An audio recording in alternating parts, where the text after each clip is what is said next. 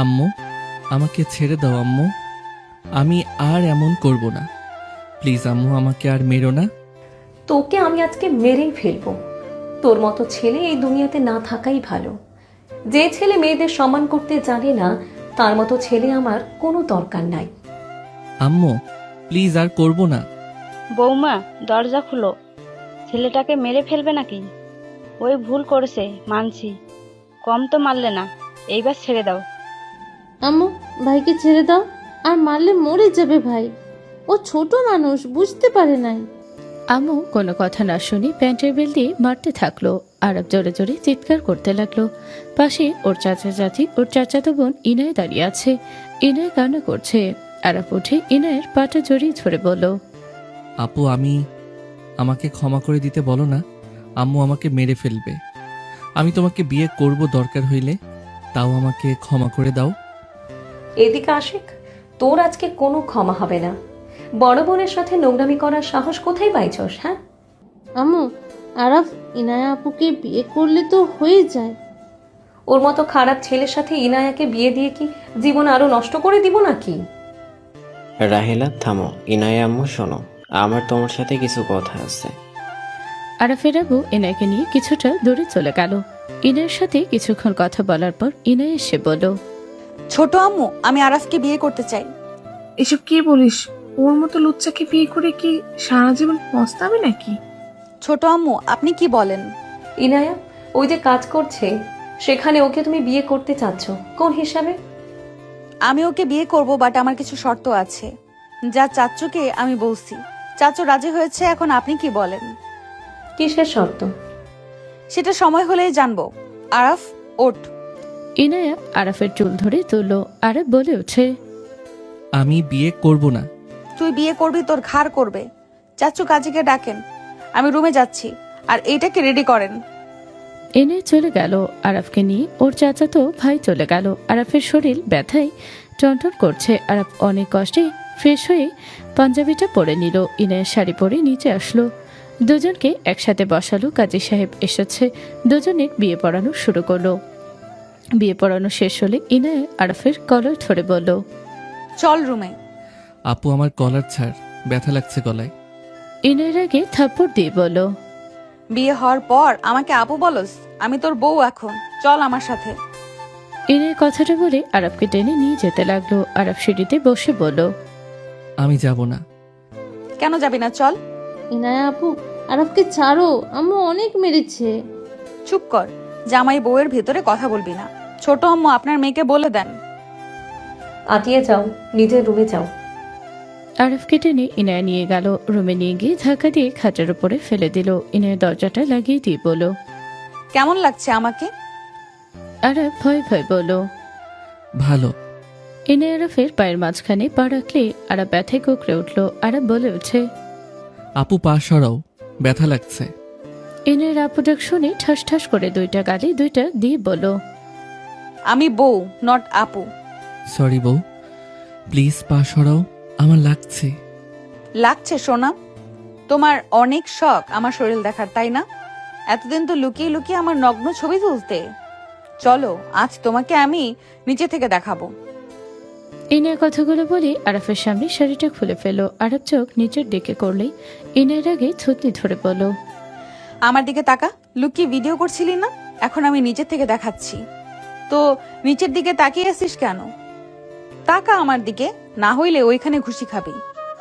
আরাফ ভয় তাকালে ইনায়ের শরীর থেকে ব্লাউজ খুলে ফেলে। আরাফের শরীর কারেন্টের ঝটকা লাগলো। আরাফ ইনায়ের দিকে তাকাতে চোখটা সরাতে যাবে, সাথে সাথে ইনায় বলে ওঠে, তাকা তাকা, দেখ। আর কিছু দেখবি? ওয়েট। ইনায় সব জামা কাপড় খুলে উলঙ্গ হয়ে গেল। আরাফ চোখটা সরিয়ে বলল, আমি কিন্তু জোর করে ফেলতে পারি। জোর করবি? সারা জীবনের মতো বাবা হওয়ার স্বপ্ন ভুলে যেতে হবে। আমি এখন এখানে এভাবে ঘুমাবো। আমার কাছে যদি আসোস আর কিছু করতে দেস, তাহলে আমি তোর লাইফটা বরবাদ করে দিব। আমাকে নিয়ে নোংরা কল্পনা করা, আমার ফটো তোলা, আমার ভিডিও করা, সবকিছুর শাস্তি এটা। আমি তোর বউ, আমাকে দেখতে পারবি বাট ছুতে পারবি না। ছটফট করবি, আমি সেটা দেখে মজা নিব। দেখ ভালো করে। ইনায় আরাফকে সরিয়ে দিয়ে শুয়ে পড়ল। আরাফ নিজে কন্ট্রোল করতে কষ্ট হতে লাগলো। অনেকক্ষণ এভাবে থাকাতে আরাফের সহ্য করতে না পেরে কান্না করে বলল, আমার ভুল হয়েছে, প্লিজ আমাকে ক্ষমা করে দাও। কোনো ক্ষমা নেই। Good night. ইনায়ের চোখটা বন্ধ করে নিল। আরাফ আস্তে আস্তে ইনায়ের কাছে যেতে লাগলো। ইনায়ের কাছে যেতে যে শরীরে হাত দিতে যাবে, সাথে সাথে ইনায়ের হাত ধরে চোখ খুলেই আরাফ চমকে উঠল। ইনায় উঠে সজোরে থাপ্পড় মেরে পড়ল। এত বড় সাহস, আমার শরীরে হাত দেস? তোকে ভালো সুযোগ দিয়েছি, তোর ভালো লাগছে না তাই না? আরাফ ইনায়ের কোনো কথা না শুনে জোর করে ইনায়ের সাথে ঘনিষ্ঠ হতে লাগলো। আরাফ যেন একজন পশুতে রূপান্তরিত হয়েছে। ইনায় আরাফকে বাধা দিতে লাগলো। আরাফ কোনো বাধা মানল না। ইনায় জোরে চিৎকার দিতে সাথে সাথে আরাফ ইনায়ের ঠোঁটজোড়া নিজের দখলে নিয়ে নিল। আরাফ যেন সেন্স কাজ করা বন্ধ হয়ে গেছে। ইনায় ব্যথায় কাতরাতে লাগলো। বিছানার চাদর রক্তে ভেসে যেতে লাগলো। ইনায়ের চোখ দিয়ে পানি গড়িয়ে পড়তে লাগলো। আরাফ নিজের মতো করে আদর করতে লাগলো। আরাফ আদর করতে করতে ক্লান্ত হয়ে গেল। ইনায়ের পাশে শুয়ে পড়ল। হঠাৎ করে ভাবতে লাগলো, কি ব্যাপার, আমাকে কিছু বলছে না কেন?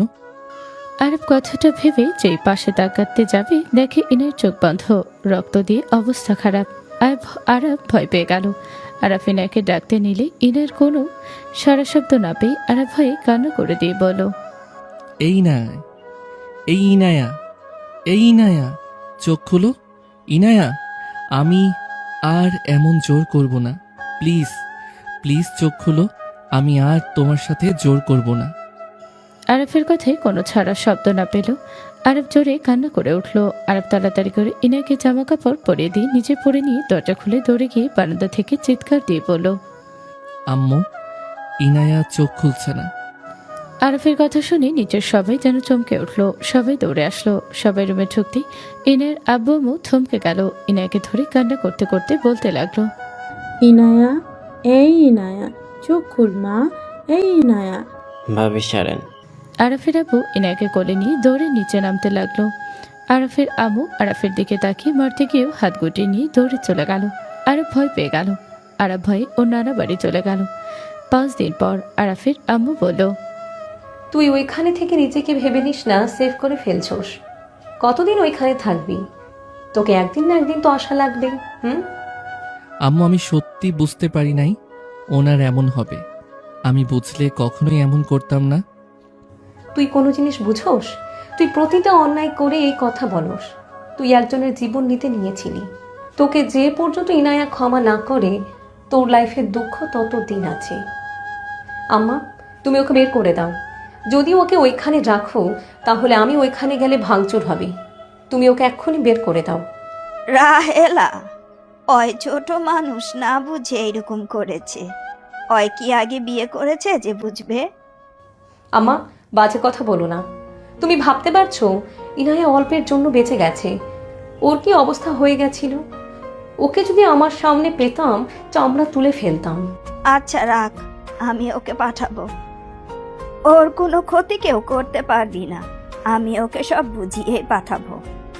কথাটা বলে নানি কল কেটে দিলে আরাফ বলে ওঠে, নানি, আমি সত্যি বুঝতে পারি নাই। আমি বুঝলে কখনোই এমন করতাম না। তোকে থাপ্পড় দিতে মন চাচ্ছে। মেয়েটাকে আমি দেখতে গিয়েছিলাম। তোর মামা রেগে তোকে বের করে দিত। তোর মামির জন্য এখনো এখানে আসোস। আমার কথা শোন, এখন তোর একমাত্র উপায়, তুই এখান থেকে বাসায় যাবি। ইনায়াকে কেয়ার করবি, ভালোবাসবি। শোন, সবকিছু জোর করে কিছু পেতে হয় না। ইনায়াকে ভালোবাসা দিয়ে জয় করে নে, তখন তোকে এমন কিছু করা লাগবে না। ইনায়া নিজেই তোকে কাছে ডাকবে। এভাবে যত দূরে থাকবি, তত তোর প্রতি সবার রাগ হবে, ঘৃণা বাড়বে। তার থেকে তুই বাসায় যা। ইনায়াকে ভালো রাখতে পারলে সবাই আস্তে আস্তে সব ভুলে যাবে, ক্ষমা করবে। আর বউকে ভালোবেসে জয় করে নিতে হয়, বুঝলি? বাসায় যা। ও যত যাই বলুক, ইনায়া যত খারাপ ব্যবহারই করুক, প্রতিবাদ করার দরকার নাই। নানি আরাফকে অনেক কিছু বোঝাতে লাগলো। স্বামী স্ত্রীর সম্পর্ক, গুরুত্ব সবকিছু বোঝালো। আরাফুর মামি নানি থেকে বিদায় নিয়ে চলে গেল। আরাফ বাসায় গেলে আরাফের চাচা রেগে বলল, তুই এখানে কেন? আমার চোখের সামন থেকে যা, না হইলে এখানে তুই খুন হবি। আরব কিছু না বলেই সোজা রুমে চলে গেল। রুমে গেলে দেখে ইনায়া কপালের উপরের হাত রেখে শুয়ে আছে চোখ বন্ধ করে। ইনায়া কারো আসার শব্দ পেয়ে বলল, মা পানি দিলেও গলা শুকিয়ে যাচ্ছে। ইনায়ের কথা শুনে আরব পানি ঢেলে ইনায়ের পাশে বসে। মাথা তুলে পানি খাওয়াতে যাবে ইনায়ের চোখ খুলে আরবকে দেখে রাগি বলল, তার বাচ্চা, তুই এখানে কি করস? তোর সাহস কি করে হইল এই বাসায় আসার? ইনায়া, আমাকে ক্ষমা করে দাও। আমি আর কোনো দিন তোমার অনুমতি ছাড়া তোমার সাথে ঘনিষ্ঠ হব না। আরবের কথা শুনে ইনায়ের আগে থাপ্পড় মেরে দিয়ে বলল, কুত্তা, আর একটা কথা বলবি না, আমি তোকে মেরে ফেলবো। ছোট আম্মু। ইনায়ের চিৎকার শুনে আরব ভয় পেয়ে গেল। আরব বলতে লাগলো, প্লিজ আম্মু, দেখো না আম্মু আমাকে মেরে ফেলবে। ইনায়ের কোনো কথা শুনল না। আরব মুখ ধরতে যাবে, ধরল না। হাত সরিয়ে দিয়ে আরফের আম্মু চলে আসলো। আরফকে দেখে আরফের আম্মু রেখে আরফের চুল ধরে বলল, তোর সাহস কি করে হয় আবার ইনায়াকে জ্বালাস? তোকে তো আজকে আমি মেরেই ফেলবো। তোর মতো কুলাঙ্কার সন্তানের আমার কোনো দরকার নাই।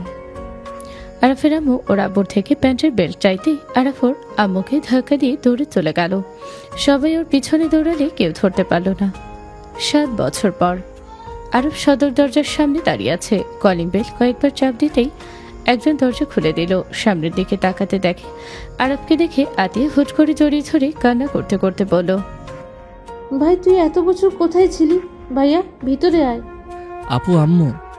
ভাই ভয় পেতে হবে না, কেউ কিছু বলবে না, আমার সাথে ভিতরে আয়। আতিয়া আরাফের হাত ধরে টেনে ভিতরে নিয়ে গেলে সবার অবস্থায় সবাই উঠে দাঁড়ালো। আরাফের আম্মু দৌড়ে এসে আরবকে জড়িয়ে ধরে হাওমাও করে কান্না করতে লাগলো। আরব যেন থমকে গেল। আরব যেন ভাবতেও পারছে না ওকে পেয়ে ওর আম্মু এত কান্না করতে পারে। আরাফের আম্মু বলল, আরাফ, আমাকে ক্ষমা করে দে বাপ। আমি তোর উপরে অনেক অত্যাচার করছি, আর কখনোই করব না বাপ। আমাকে ছেড়ে চলে যাস না। আমি আর কঠোর মা হব না। আমি তোদের উপরে অতিরিক্ত জুলুম করতাম দেখে তুই এমন হয়ে গেছিলি। আমাকে ক্ষমা করে দে বাপ, আমাকে ক্ষমা করে দে। আরফের আম্মু হাত জোর করতে যাবে, সাথে সাথে আরব ওর আম্মুর হাত ধরে ওর আম্মুর হাতে চুমু দিয়ে বুকের সাথে জড়িয়ে নিয়ে বলল, আম্মু এভাবে বলো না, তুমি ঠিক করতে। আমি ভুল ছিলাম আম্মু, আমি আমার ভুল বুঝতে পারছি। আম্মু, আমি অন্যায় করতাম, তাই তুমি আমাকে মারতে। আমি তোমার মায়ের অনেক মিস করছি। আম্মু, তুমি আমাকে সঠিক পথে নিয়ে আসার জন্য আমাকে মারতে। আমার রাগ হইতো, এখন আর রাগ হয় না আম্মু। আরাফ, আরাফ ওর আম্মুকে ছেড়ে ওর আব্বুর সামনে গেলে আরাফের আব্বু বুকে জড়িয়ে নিয়ে কান্না করে দিল। সোফার ওপর থেকে একটা বাচ্চা ছেলে দাঁড়িয়ে বলল, দাদু তুমি কান্না করছো কেন? এই আঙ্কেলটা কে? দাদু ওনাকে ছাড়ো, আমার দিকে তাকাও। বাচ্চাটার কথা শুনে আরব তাকাতে আরাফের আব্বু আম্মু হেসে দিয়ে বলল, দাদু ভাই হিংসুটে হয় না, এটা তোমার আঙ্কেল না, তোমার আব্বু হয়। আব্বু মানে?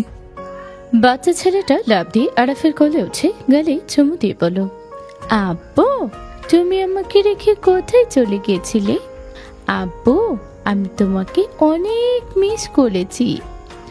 আব্বু তুমি আর আমাকে আম্মুকে রেখে যেও না। আরব সবার দিকে তাকাতে আরাফের আম্মু বলল, আরাফ, তোর ইনায়ার সন্তান আরহাম। আরব যেন থমকে গেল। বাচ্চাটার মুখের দিকে তাকাতে খুশিতে চোখে পানি চলে আসলো। আরব বাচ্চাটার সারা মুখে চুমু দিয়ে ভরিয়ে দিতে লাগলো। আরব কান্না মাখা কণ্ঠে বলল, আমার সন্তান। আরফের চোখের পানি মুছে দিতে দিতে আরহাম বলে ওঠে, ধ্যাট আব্বু, আমি তো তোমার সন্তান, এভাবে বলার কি আছে? তোমার কি বিশ্বাস হয় না নাকি? আরব আরহামের কথা শুনে ফিক করে হেসে দিয়ে বলল, সরি, বিশ্বাস হয়েছে। তোমার মতো দুষ্ট হয়েছে, বাকনা বুড়া একটা। আরফের আব্বুর কথা শুনে আরহাম বলে ওঠে, দাদু তুমি ভুলে যাও না, আমি তোমার বড় ভাই, সম্মান দিয়ে কথা বলো। আরহামের কথা শুনে আরফ হাসতে লাগলো। আরব বলে ওঠে, আব্বু ভুলে যাও না, উনি তোমার বড় ভাই। আরাফ, চাচ্চু কেমন আছো? কোথায় আর থাকবে, আমার মেয়ের ঘাড়ে বসে খাওয়ার জন্য আবার এটা এসে হাজির। কাকি, আমার ভাই এত বছর পর ফিরে এসেছে, তুমি আমার ভাইয়ের সাথে এভাবে কথা বলতে পারো না। এই চুপ কর, পুরো ফ্যামিলি আমার মেয়ের ঘাড়ে বসে খাস, আবার এইটা এসেছে হাজির। জামা কাপড় দেখে মনে হচ্ছে বস্তি থেকে উঠেছে। আরফের আম্মু কিছু বলতে যাবে তখন ইনায় বাসার ভিতর ঢুকলো। আরহাম বলে উঠল, আম্মু দেখো বাবা এসেছে। আরহামের কথা শুনে আরব পিছনে তাকাতে ইনায় কেঁপে উঠল।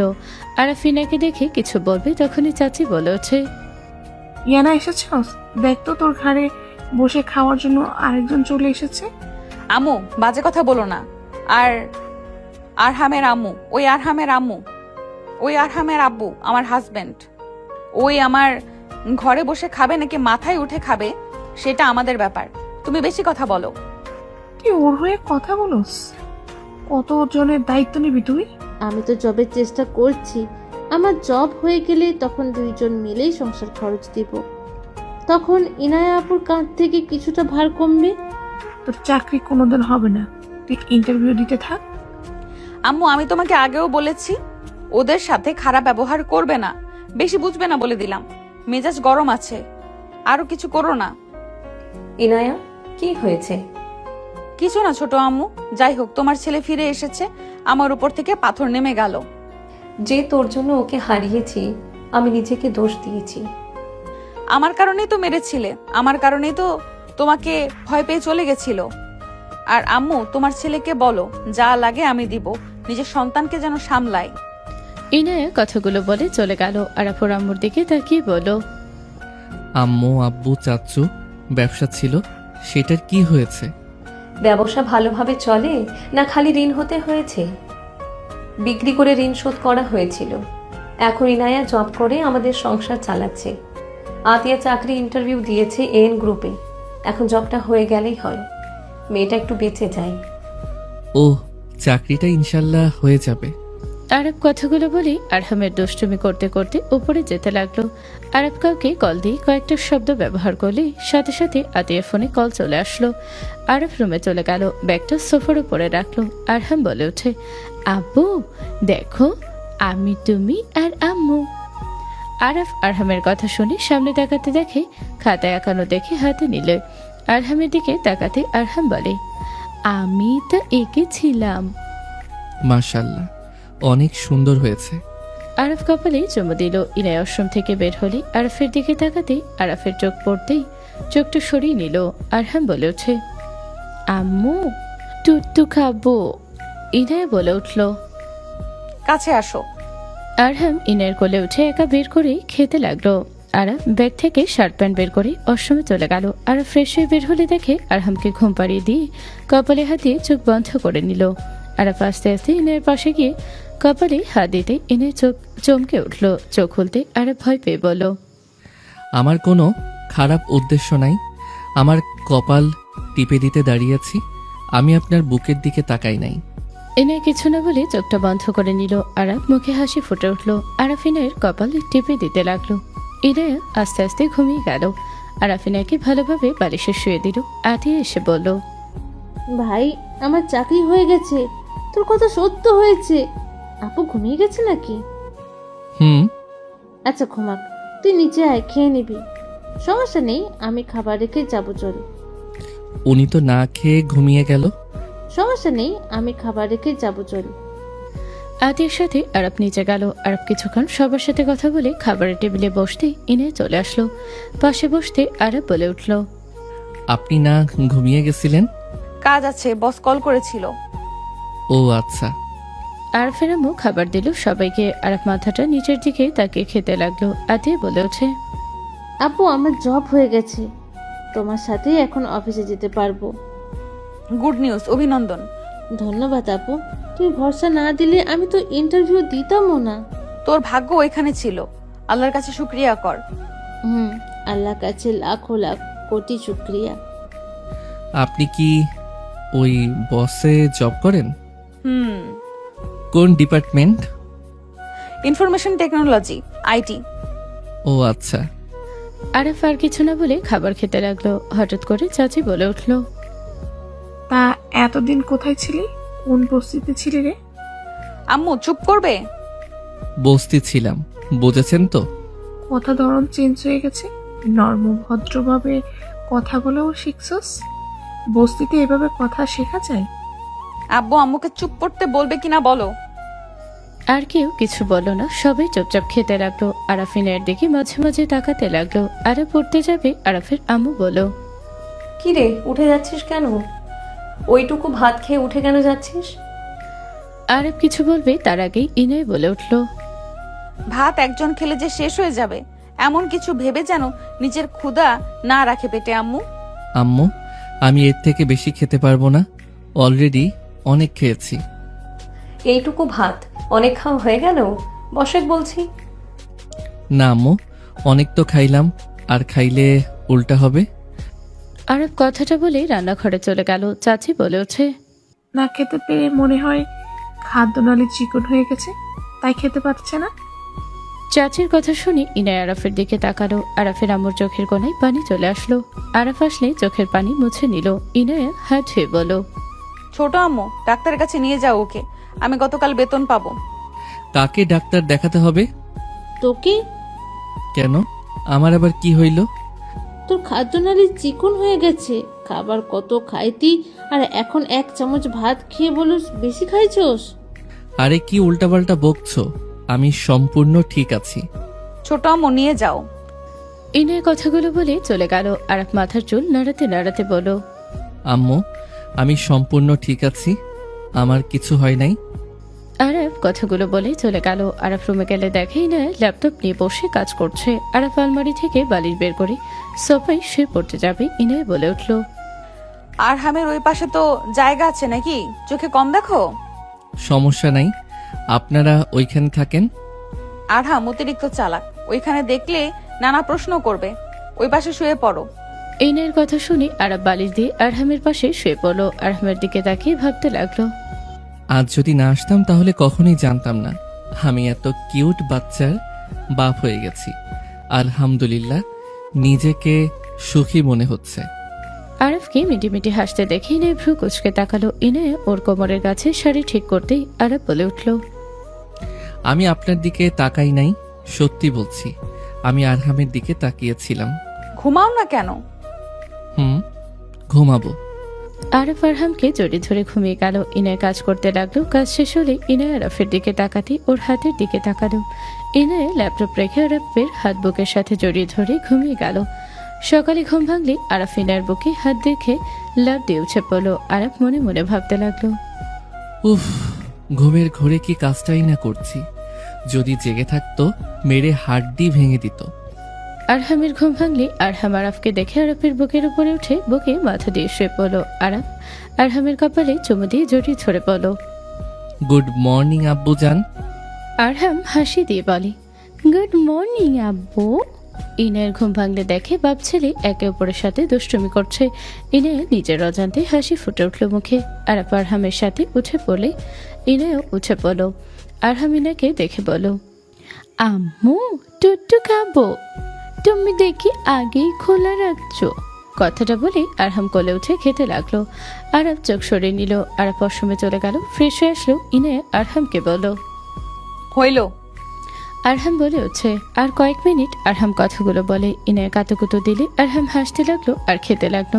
আর আরাফ ওইদিকে না তাকিয়ে সোফায় বসে নিচের দিকে তাকিয়ে থাকলো। আরহামের খাওয়া শেষ হলে ইনায় নিজেকে ঠিক করে নিল। আরহাম আরাফের কাছে গিয়ে বলল, আব্বু স্কুলে যাব, তুমি থাকো, আমি ফ্রেশ হয়ে নিই।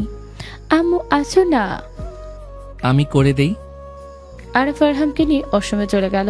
6 দিন পর আরব কথা বলতে বলতে রুমে ঢুকতে চমকে গেল। আরব তাড়াতাড়ি করে পিছনে ঘুরে তাকিয়ে কল কেটে দিয়ে বলল, সরি, আমি বুঝতে পারি নাই।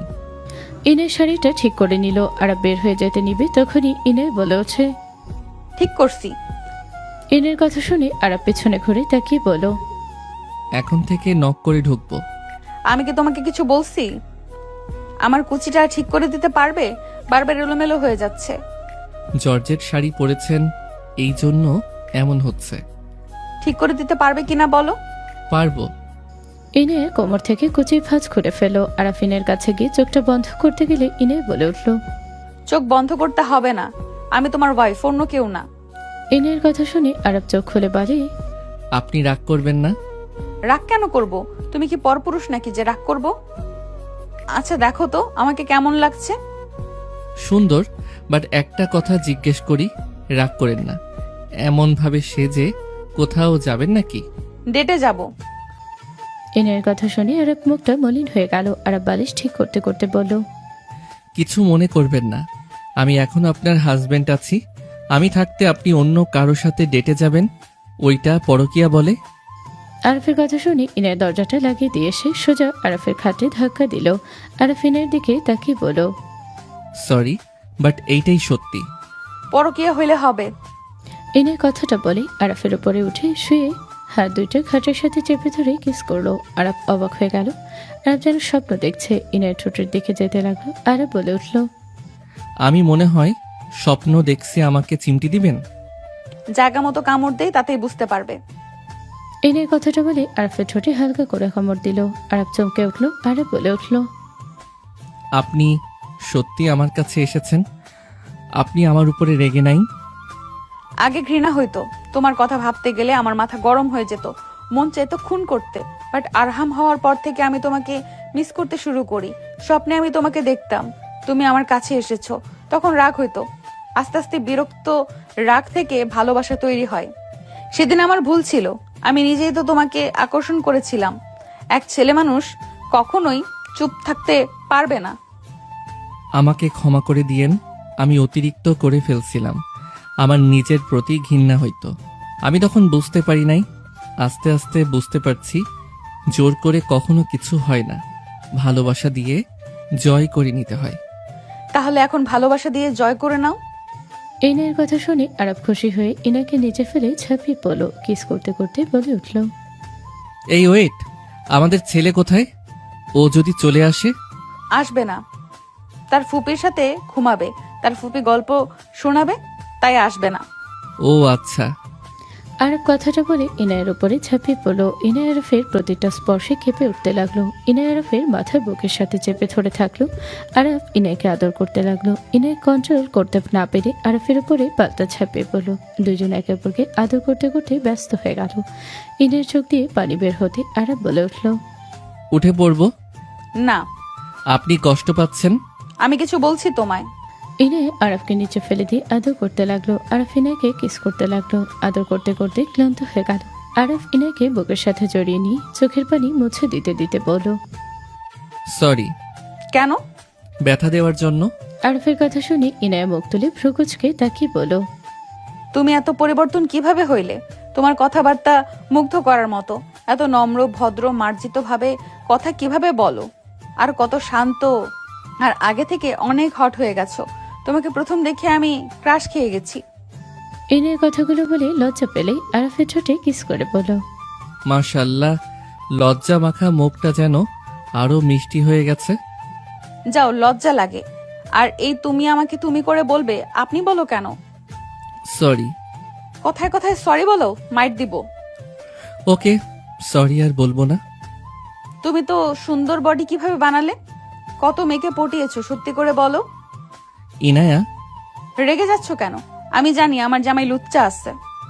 আরফ ইনাকে সরিয়ে দিলে ইনায় বলে ওঠে, ওরে বাবা, জান কি রাগ করেছো? রাগ করি নাই। সরি, আর বলবো না। এদিকে ঘুরো। আচ্ছা ওঠো, চলো গোসল করে নেই, 1 ঘন্টা পর বের হব। কোথায় যাবে? নানা বাড়িতে যাব। খালাতো বোন একটা পার্টি রাখছে, ওইখানে আমাদের সবাইকে যেতে বলেছে। তোমার খালাতো বোন তোমার নানা বাড়ির ফ্যামিলির সাথে সম্পর্ক ঠিক হয়েছে? আমরা এখন যাওয়া আশা করি। চলো ওঠো, আমাকে কোলে নিয়ে যাবে, আমি হেঁটে যেতে পারবো না। আরফ হেসে উঠে ইনায়কে কোলে তুলে নিয়ে গেল। আরফ অসময়ে ভেতরে ঢুকে গোসল করতে লাগলো। ইনায় আরফের সাথে দুষ্টুমি করতে লাগলো। আরফ ইনায়কে দেওয়ালের সাথে চেপে ধরে ঠোঁটে কিস করতে লাগলো। দুজন একে অপরের সাথে দুষ্টুমি করে গোসল করে নিল। দুজন বের হলে আরফ ইনায়ের মাথার চুলগুলো হেয়ার ড্রাই করে দিতে লাগলো। দুজন হেয়ার ড্রাই করে ম্যাচিং করে ড্রেস পরে নিল। আরফ রেডি হয়ে খাটে বসলে দরজা নক হলে আরফ দরজাটা খুলে দিল। আরহাম আদিয়ে রুমে ঢুকলে আরফ আরহামকে কোলে তুলে নিল। আদিয়ে বলে উঠল, আপু হয়েছে কি তোমার? তোরা রেডি হইছস? সবাই রেডি? আমার আর 5 মিনিট, তোরা নিচে যা। তিনজন নিচে গেল। ইনায় রেডি হয়ে আসলো। চাচি বলে ওঠে, আর শোন, নিজের ভদ্রতা বজায় রাখিস। মেয়েদের থেকে দূরে থাকবি। তোর তো আবার নজর খারাপ। আম্মু বাজে কথা বন্ধ করবে? এক জায়গায় যাচ্ছ, ভালোভাবে চলো, ঝামেলা করো না। ভাবি, এখন অন্তত আঘাত দিয়ে কথা বলা বন্ধ করেন। আরাফের আম্মুর কথা শুনে চাচি মুখটা ভেঙচি দিয়ে চলে গেল। সবাই গাড়িতে গিয়ে বসলো। আরাফ আরহামের সাথে দুষ্টুমি করলো। বাপ ছেলে খেলা করতে লাগলো। ইনায়াতিয়া ওদের দুষ্টুমি দেখে হাসতে লাগলো। 40 মিনিটের ভিতরে পৌঁছে গেল। সবাই ভিতরে গেলে আরাফ বলে উঠল, আমি একটু পরে আসছি, আমার একটা কল এসেছে। আরাফ বাসা থেকে কিছু দূরে গিয়ে কথা বলতে লাগলো। আরাফ কথা বলতে বলতে 40 মিনিট হয়ে গেল। আরাফ কথা বলা শেষ করে বাসার ভেতরে ঢুকলো। বাসার ভেতরে গেলে দেখে আরহাম কান্না করছে, সাথে ইনায়া বলছে, আপু এইভাবে আমাদের দাওয়া দিয়ে নিয়ে এসেছে। অপমান না করলেও পারতে। আমরা গরিব হতে পারি, তাই বলে তোমাদের মতো না। মানুষকে দাওয়াত দিয়ে নিয়ে এসে অপমান করি না। আপা, তুই এখানে নিয়ে এসেছিস, এভাবে অপমান করলি? চাচির কথা শুনে সবাই মুখটা ভেঙচি দিল। আরাফ সামনে এগিয়ে গেল। আরাফকে দেখে সবাই চমকে উঠল। সবাই আরাফকে এসেছে সালাম করতে লাগলো। সবাই আরাফকে ঘিরে ধরলো। রূপা এসে আরাফকে বলল। আরাফ সোজা রূপাকে সজরে থাপ্পড় মেরে দিল। আরাফের থাপ্পড় খেয়ে বলল। আরাফ আরেকটা থাপ্পড় মারলো। দৌড়ে নোভা এসে আরাফকে বলল, দোস্ত, তুই এখানে? এই মেয়েটা কে? ও আমার বোন। ওই কিছু করেছে কি? আরাফ রূপার চুল ধরে টান দিয়ে ইনায়ের পায়ের কাছে বসিয়ে দিয়ে বলল, মাফ চা। কি করছিস দোস্ত? মাফ চাইতে বল, আর ওর জুতা জিব্বা দিয়ে পরিষ্কার করবি, না হইলে কি হতে পারে তার জন্য রেডি হ। রূপা, তাড়াতাড়ি মাপ চা। যা বলেছে তাই কর। চুপ কর। ওই যেহেতু বলেছে মাপ চা, আর প্রশ্ন করিস না। এই চেয়ার নিয়ে আসো। আরাফের জন্য চেয়ার নিয়ে আসলো। আরাফ আরহামকে কোলে নিয়ে চোখের পানি মুছে দিতে দিতে বলল, আব্বু তুমি কান্না কেন করছো? আরহাম বলে ওঠে, এই আন্টি আমাকে থাপ্পড় মেরেছে। আরহামের কথা শুনে আরাফের রাগ যেন কন্ট্রোল হলো না। আরাফ বলে উঠল, এত বড় সাহস আমার ছেলের গায়ে হাত! তোকে মাফ তো দূর, তোর হাত আমি ভেঙে ফেলবো। আরাফের কথা শুনি সবাই যেন চমকে উঠল। সবাই কানাঘুষা করতে লাগলো। নোভা কয়েক পা পিছিয়ে গেল। আরাফ উঠে রূপার হাতে সজোরে পাড়া মারতে যাবে, সাথে সাথে রূপা ইনায়ের জুতা জিহবা দিয়ে চাটাতে যাবে। সাথে সাথে ইনায় সরে গিয়ে আরাফকে বাধা দিয়ে বলল, আরাফ শান্ত হও। এসব কি করছো তুমি? আর এসব কি বলছে ওরা? রূপা আপু ওঠো, আমি তোমার ছোট, আমার কাছে তো তোমাকে ক্ষমা চেতে হবে না। আপু, ওকে দেখে তোমরা এইভাবে ভয় কেন পাচ্ছ? ও তো সাধারণ একটা ছেলে, আমার হাজবেন্ড। ইনায়ের কথা শুনি সবার চোখ বড় বড় হয়ে গেল। সব কোম্পানির সিওরা ইনাকে সালাম করতে লাগলো। রূপাকে থাপ্পড় মেরে বলল, সরি ম্যাম, আমি আপনাকে চিনতেও পারিনি। এই অহংকারের জন্য আমি আপনাকে নিয়ে ট্রল করেছি। স্যার প্লিজ আমাকে ক্ষমা করে দেন। নোভা বলে উঠল, আরাফ প্লিজ আমাদের ক্ষমা করে দে। আমি আগে জানলে কখনো এমন কিছু হতো না। আরব থাপ্পড় মেরে দিলে নোভা গালে হাত দিয়ে থাকলো। আরব বলে উঠল, গুড বাই। দোস্ত প্লিজ এমন করিস না। আমরা পথে নেমে যাব। তুই তো আমাদের বোনের জামাই হোস। প্লিজ এমন করিস না। আমরা সবাই তোর ফ্যামিলি থেকে ক্ষমা চাচ্ছি। আপু আম্মু সবাই ক্ষমা চাও। নোভার কথা শুনি সবাই হাঁটু গেড়ে বসে ক্ষমা চাইতে লাগলো। নোভা বলে ওঠে, আন্টি ইয়ানা প্লিজ আরফকে বোঝাও। ওই রেগে গেছে। আমাদের কোম্পানি বড় হওয়ার আগে শেষ হয়ে যাবে। প্লিজ ওকে না করো। ওঠেন আপনারা, এভাবে ক্ষমা চাইতে হবে না। যা করছেন ভালোই করছেন। আর আমি জানি না কেন আমার ছেলেকে দেখে আপনারা ভয় পাচ্ছেন। প্লিজ আন্টি, আপনার ছেলেকে বলেন আমাদের শেষ একবার সুযোগ দিতে। ইয়ানা তুই বোঝা না। আরাফ, জানি না কেন ভয় পাচ্ছ, বাট কারো ক্ষতি করে কেউ বড় হতে পারে না। আরাপ করেও ক্ষতি করো না। এত করে ক্ষমা চাচ্ছে, তাই কিছু করার দরকার নাই। আম্মু আর আমার স্ত্রীর জন্য সুযোগ দিলাম, নভা খুশিতে ইনায়াকে জড়িয়ে হলো। আরাফ আরহামকে কোলে নিয়ে বের হয়ে আসলো। সবাই বের হয়ে আসলো। গাড়িতে উঠতে সবাই আরাফের দিকে তাকালো। আরাফ ড্রাইভ করতে লাগলো। ইনায়া আরাফের দিকে তাকিয়ে বলতে লাগলো, আরাফকে তুমি, তোমাকে এত সম্মান কেন করলো? জানি না মিথ্যা বলিস না আরব, তুই কোন পাপ কাজে জড়ি? আব্বু, আমি কোনো পাপ কাজে জড়িয়ে যাই নাই। এমন কিছু করি নাই যে তোমাদের মান সম্মান নষ্ট হবে। তাহলে ওদের মতো বড়লোক মানুষ কিভাবে তোকে দেখে ভয় পেতে পারে? ওইটা ওরা জানে। আরাফের কথা শুনে সবাই চুপ করে থাকলো। আরাফ 5 স্টার হোটেলের ভিতরে গাড়ি থামালে সবাই অবাক হয়ে গেল। ইনায়া বলে উঠল, এখানে নিয়ে আসলে কেন? এইখানে সব বড় লোকেরা আসে, আমাদের মতো মধ্যবিত্ত মানুষ এখানে যাওয়া আসার মতো টাকা নাই। গাড়ি ঘুরাও। আরাফ কাউকে কলে কয়েকটা শব্দ বলে সাথে সাথে নিচে দৌড়ে কিছু গার্ড আসলো। আরাফকে দরজা খুলে দিল। সবাই অবাক হয়ে গেল। আরাফ নেমে পড়ল। সবাই এক সাইডে দাঁড়িয়ে গেল। সবাই যেন হা হয়ে তাকালো। আরাফ বলে উঠল, চলে আসো। সবাই আরাফের পেছন পেছন যেতে লাগলো। ভিআইপি জায়গায় নিয়ে গেল। আরাফ সবাইকে বসতে ইশারা করলো। কিছুক্ষণ পর ম্যানেজার এসে সালাম দিয়ে বলল, স্যার অনেকদিন পর আসলেন, আপনাকে দেখে অনেক ভালো লাগছে। স্যার মেনু দিব নাকি আপনি যা খাবেন সেইগুলোই আনবো? আরাফ বলে উঠল, মেনু দিয়ে যান, আর আমারটা তো বলতে হবে। আরাফের কথা শুনে ম্যানেজার নিজে থেকে মেনু নিয়ে এসে দিল আর বলল, স্যার ম্যাম এসেছে, 106 নম্বরে আছে, আমি কি ওনাকে জানাবো? আরাফ ম্যানেজারের কথা শুনে বলে উঠল, কি মোমো এসেছে? আরাফ কথাটা শেষ করতে না করতে কয়েকজন চলে আসলো। ইনায়ের সাথে সবাই উঠে দাঁড়িয়ে গেল। কাঁপা কাঁপা কণ্ঠে বলল, নওরিন চৌধুরী, নাম্বার 1 ওমেন। ছোট আম্মু, উনি আমাদের কোম্পানির সিইওর মা, আর উনি বড় বিজনেসম্যান। ম্যাগাজিন টিভিতে তো দেখেছো তোমরা। আমার তো বিশ্বাসই হচ্ছে না, সারা জীবন যাকে টিভিতে দেখে আসলাম আর তাকে কখনো সামনে দেখতে পারবো, এইটা তো আমার 7 কপালের ভাগ্য। আরাফ উঠে নরেন চৌধুরীর হাত ধরে চুমু দিয়ে চোখ ছুঁয়ে জড়িয়ে হলো। আরহামের অবস্থা দেখে চোখ বড় বড় করে আরাফের অবস্থা দেখে চোখ বড় বড় করে ফেললো। আরাফ বলে উঠল, মম আসেন। আরাফ নরেন চৌধুরীকে বাহুর সাথে জড়িয়ে হাঁটতে লাগলো। আরাফ হেসে বলল, বসেন। এভাবে দাঁড়িয়ে আছেন কেন? মম, আপনার নাতি আরহাম তোমার আপু হয়, সালাম দাও। আরাফের কথা শুনি আরহাম সালাম দিয়ে নরেনকে কোলে তুলে নিয়ে কপালে চুমু দিয়ে বলল, ওয়ালাইকুম আসসালাম ভাইয়া, তুমি এখানে আছো আমি তো জানতাম না। আমি ভেবেছিলাম শুধু তোমার আব্বু এখানে, আগে জানলে তোমার জন্য খেলনা নিয়ে আসতাম। নরেন চৌধুরীর কথা শুনি আরহাম বলে ওঠে, সমস্যা নেই, আমার অনেক খেলনা আছে। আপু, আপনাকে আমি টিভিতে দেখেছিলাম। নরেন হেসে বলল, তাই? আমাকে তুমি দেখছো? আরহাম নরেন চৌধুরীর সাথে কথা বলতে লাগলো। হুট করে আরাফকে একজন এসে দৌড়ে এসে জড়িয়ে ধরে কান্না করতে লাগলো। আরাফ বলতে লাগলো, আপু, তুমি কবে এসেছো আর কান্না কেন করছো? ভাই, আমার অনেক কষ্ট হচ্ছে। ভাই, তোকে ছাড়া আমি থাকতে পারবো না। ভাই, আমি তোকে ছাড়া কিভাবে থাকবো? ভাই, তুই আমাকে ছেড়ে চলে যাস না। আরাফ নুসরাতের মাথায় হাত বুলিয়ে দিল। আরাফ হেসে বলল, পাগলি, কান্না থামাও। যদি কান্না থামাও তাহলে তোমাকে একজনের সাথে পরিচয় করিয়ে দিব। কার সাথে? আরাফ নুসরাতকে নিজের থেকে সরিয়ে দিয়ে বলল, আপনার ভাতিজা।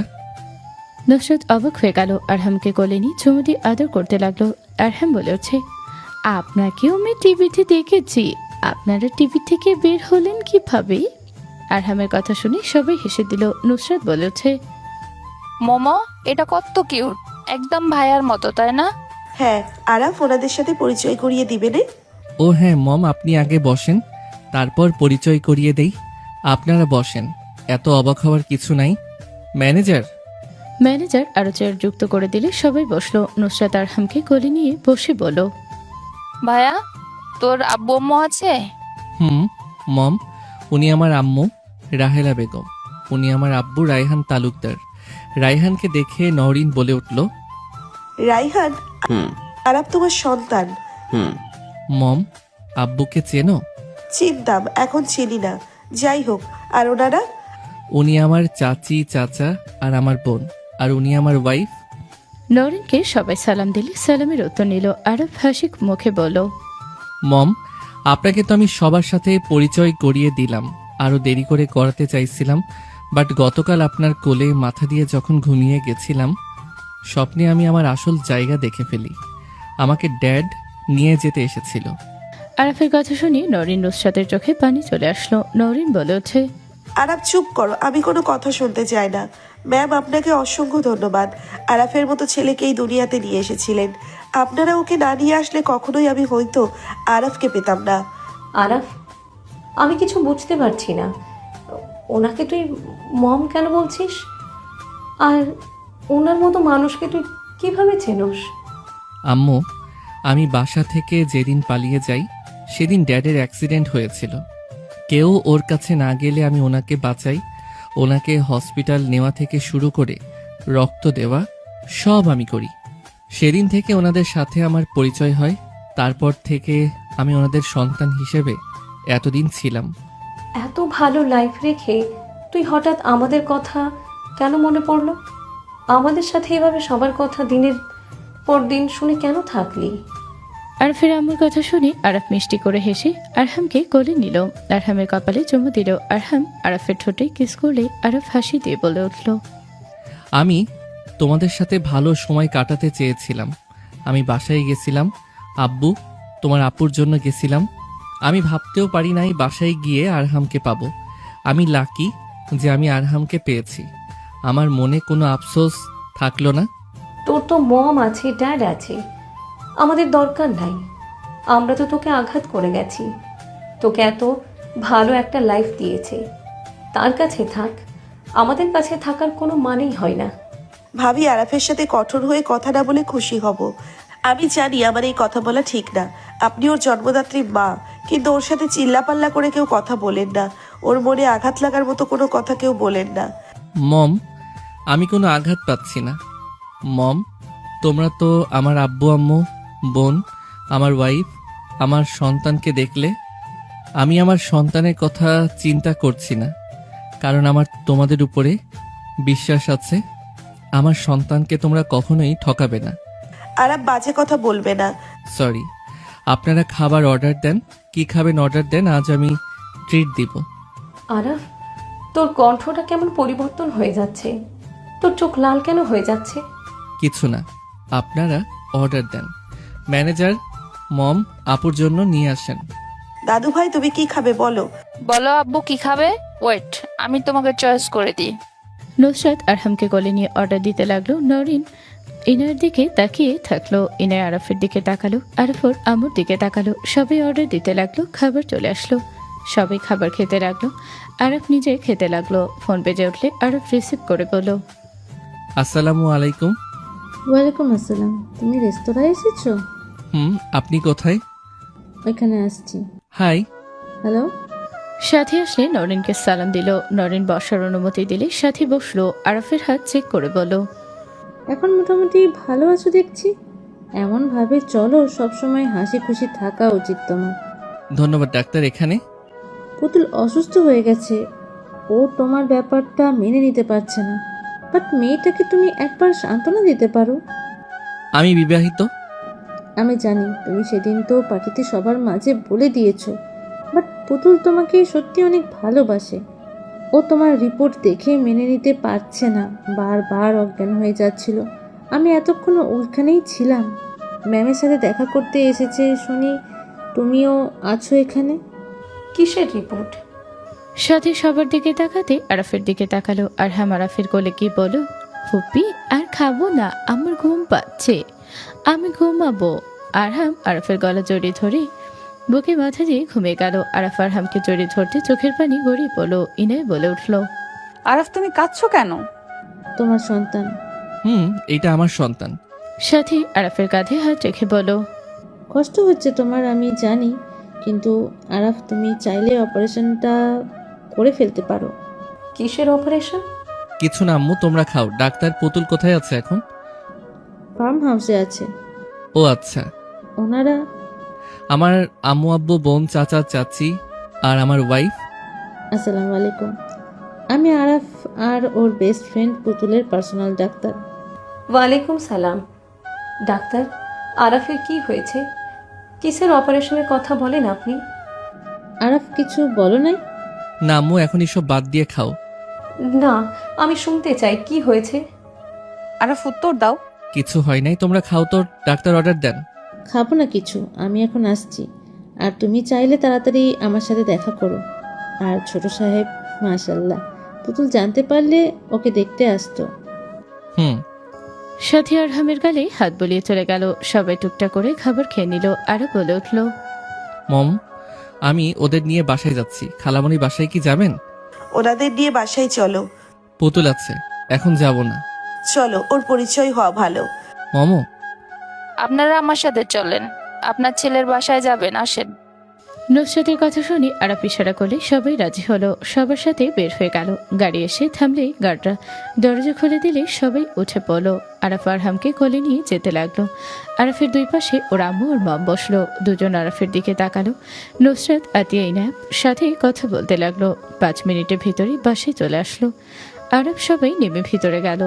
ড্রয়িং রুমে প্রবেশ করতে পুতুলের আম্মু আরাফকে দেখে বলল, আরাফ, দয়া করে পুতুলের সাথে এমন কোনো ব্যবহার করো না।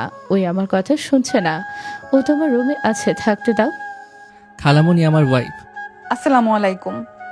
পুতুলের আম্মু বলে ওঠে, ওয়ালাইকুম আসসালাম। বোমা, ক্ষমা করো, আরাফের রুমে আমার মেয়ে আছে। ওই আরাফের অসুস্থতা মেনে নিতে পারছে না। আরাফকেও ভালোবাসে, আশা করি সব জানো। ও তোমার সাথে আরাফকে মেনে নিয়েছে, কিন্তু আরাফকে অকালে দুনিয়া ছাড়তে হবে, এটা ও মেনে নিতে পারছে না। ওর কথা আরাফ বেঁচে থাকুক, তোমার সাথে সুখে থাক, তাও যেন চোখের সামনে থাকে। পুতুলের আম্মুর কথা শুনে সবাই যেন থমকে গেল। সবার চোখে পানি চলে আসলো। আম্মু ইনায়া কয়েকবার পিছিয়ে গিয়ে বলল, অকালে চলে যেতে হবে মানে? এই আরাফ, এসব কি বলছে উনি? আম্মু শান্ত হও, আমি তোমাদের সব বলছি। আমি আরহামকে শুয়ে দিয়ে আসি। আরাফ আরহামকে নিয়ে চলে গেল। নওরিন চৌধুরীর দিকে তাকিয়ে আরাফের আব্বু বলল, নওরিন এসব কি বলছে? আরাফের ব্লাড ক্যান্সার, ওর বাঁচার চান্স অনেক কম। সবাই যেন থমকে গেল। ইনায় বসে বলো। আরাফের আম্মু বলো, এসব কি বলছেন? ওর ব্লাড ক্যান্সার মানে? হ্যাঁ, ওই অনেক অসুস্থ। ওই আপনাদের সাথে ভালো সময় কাটাতে গেছিল। ওর হাতে বেশি সময় নাই। ওকে অপারেশন করালে ডাক্তার গ্যারান্টি দিতে পারে না ও বেঁচে নাও থাকতে পারে।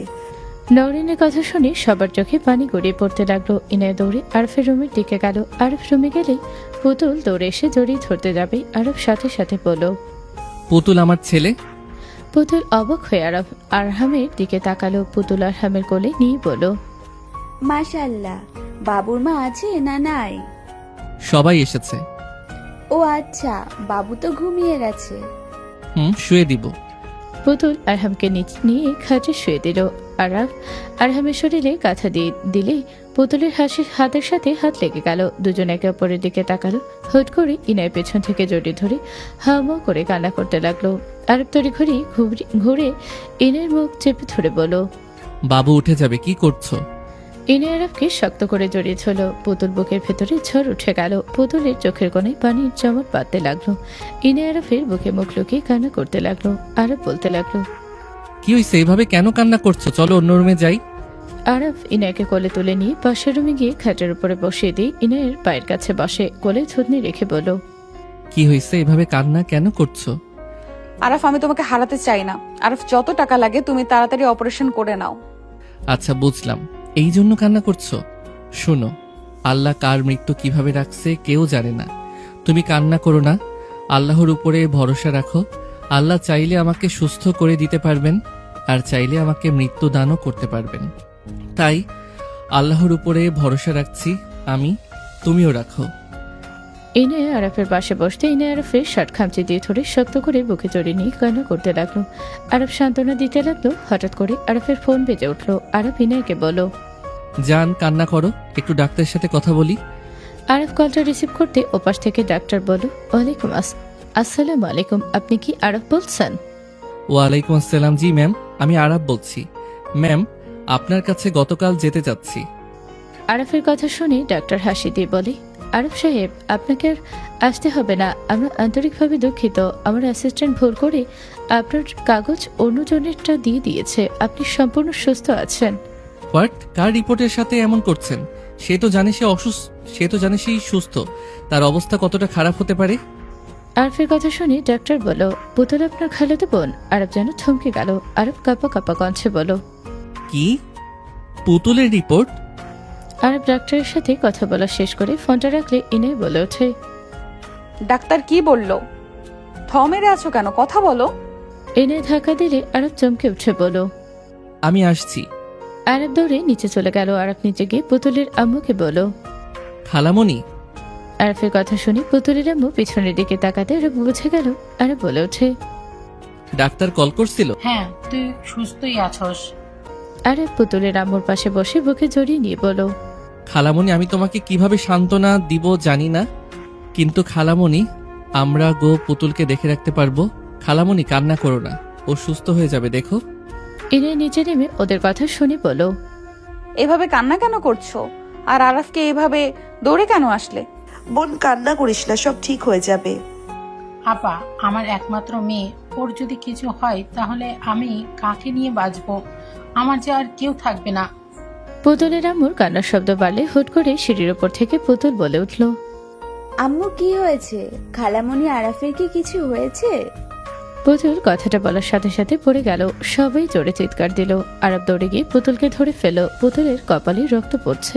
পুতুল আরফের মুখে হাত দিয়ে বলো, তুই ঠিক আছোস? পুতুলের কথা শুনে আরফের বুকে শক্ত করে জড়িয়ে ঝপড়ে বলো, আমি ঠিক আছি, আমাকে নিয়ে এত ভাবিস না। এভাবে পড়ে গেলি, চল রুমে। আরব পুতুলকে কোলে নিয়ে যেতে লাগলো। পুতুল এক নজরে আরফের দিকে তাকিয়ে দেখতে লাগলো। ইনের দিকে তাকাতে পুতুলের আম্মু হাত রেখে বলো, আমার মেয়েটা আরাবকে বড্ড ভালোবাসে। মা, তুমি রাগ করো না, আমার মেয়ের জীবনের কোনো গ্যারান্টি নেই। আমি তোমার কাছে হাত জোর করছি। ইনে পুতুলের আম্মুর কান্না দেখে চুপ হয়ে গেল। আরাফের আম্মুর দিকে তাকালো। আরাফের আম্মু চোখ সরিয়ে নিলে ইনে পুতুলের আম্মুকে বলো, আন্টি, আপনি কান্না করবেন না, পুতুল ঠিক হয়ে যাবে। তোমার কথাই যেন আল্লাহ সত্যি করে দেয় মা। ইনে রুমে চলে গেল। রুমে গেলে দেখে আরাফ পুতুলের কপালে বরফ লাগিয়ে দিচ্ছে। পুতুল ইনাকে দেখে বলো, আরাফ ছাড়, আমি একা দিয়ে ভাবি রাগ করবে। সমস্যা নেই, আমি কিছু মনে করছি না। ইনে পুতুলের বাম পাশে বসে ওই ফোলা জায়গাগুলোতে বরফ লাগিয়ে দিতে লাগলো। পুতুল ইনায়ের দিকে একবার আরাফের দিকে তাকালো। পুতুল হেসে বলো, দুইজন এমন ভাবে আমার যত্ন আর তাকিয়ে আছো, মনে হচ্ছে আরাফ না আমি অসুস্থ। পুতুলের দিকে দুইজন তাকালো। আর পুতুলের দিকে তাকাতে চোখের কোণায় পানি গড়িয়ে পড়তে যাবে। পুতুল থমকে গেল। পুতুল বলে উঠল, আমি অসুস্থ নাকি এমন ভাবে তাকাচ্ছিস? মাথা ব্যথা করছে, সেইটাই কান্নার জন্য। শুনো ভাবি সাথে আছে, তুই এখন হ্যাপি হওয়ার কথা। তোর চোখে পানি মানায় না। ভাবি তোর পাশে আছে, তোর বাবা মাও আছে, তোর সকল ইচ্ছে তো পূর্ণ হয়েছে। মাথায় চাপ ফেলিস না। তুই নিজের মাথায় চাপ ফেলিস না, আমার কথা ভাবা বন্ধ কর। বয়ে গেছে তোকে নিয়ে ভাবার। ভাবি এসেছে, ভাবি ভাবুক, আমার অত ঠেকা নাই। থাক তোরা, আমি যাই, আমার রুমে যাই। পুতুল উঠতে যাবে, সাথে সাথে পুতুলের মাথা চক্কর দিল। আরব সাথে সাথে ধরে ওকে শুয়ে দিল। পুতুলের নাক দিয়ে গল গল করে রক্ত পড়তে লাগলো। পুতুল নাকে হাত দিয়ে রক্ত দেখে বলে উঠল, এই মরা রক্ত কেন যে বার হয়? তোর এই রক্ত কবে থেকে বের হয়? অনেক আগে থেকে। তুই তো আমাকে একবারও বলস নাই। আরে এমনি বের হয়, আবার ঠিক হয়ে যায়। আমাকে নাকি বেস্ট ফ্রেন্ড ভাবস? এই তোর বেস্ট ফ্রেন্ড ভাবা? এই কুল, ক্ষুধা লাগছে তাই মাথা চক্কর দিয়েছে। আর মাথায় চাপ পড়লে এমন হয়। এমন মাথা ব্যথা পাইছি তাই রক্ত পড়ছে। আরব পুতুলের কথা শুনে কি বলবে বুঝতে পারলো না। ইনে বলে ওঠে, আমি তোমার জন্য খাবার নিয়ে আসি। তুমি থাকো, আমি যাচ্ছি। আরব চলে গেল। পুতুল ইনায়ের দিকে তাকিয়ে বলো, ভাবি আমার সাথে আরাফের কিছুই নাই। আরাফ আমাকে বোনের মতো দেখে।